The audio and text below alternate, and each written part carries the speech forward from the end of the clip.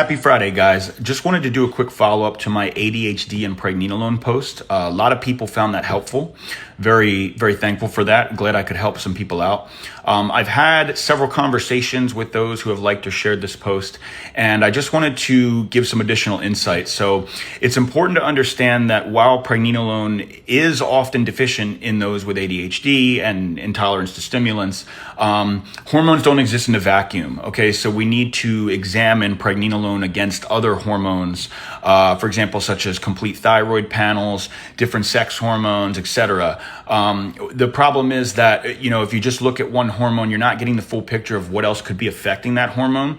This is why I help my guys and my clients, work with their providers to call complete lab panels, since most providers won't even check these things, and just interpreting the results properly, right? So I could see, someone having, for example, a Pregnenolone problem, maybe fixing that, bringing the level up, but that Pregnenolone problem is actually being caused at the root by a subclinical hypothyroid problem. So you see how this stuff becomes more intricate, and you really have to understand what you're looking at. And so perfect example is, for myself included, Pregnenolone did a lot for allowing me to tolerate taking stimulant medication, but it didn't just stop at Pregnenolone, right? I had to optimize thyroid. I did end up optimizing TRT, which is not totally separate, but kind of separate from the conversation of stimulants.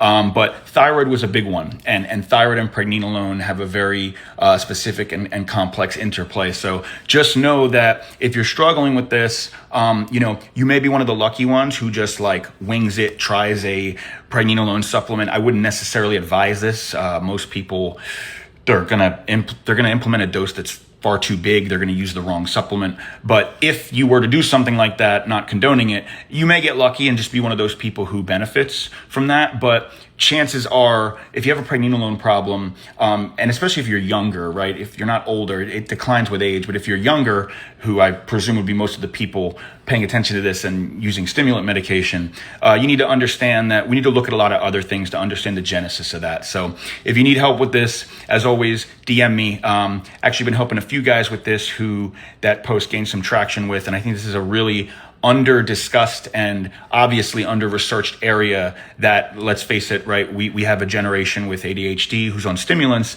This is useful stuff. So happy to share with you guys, and please get in touch with me if you need any further help.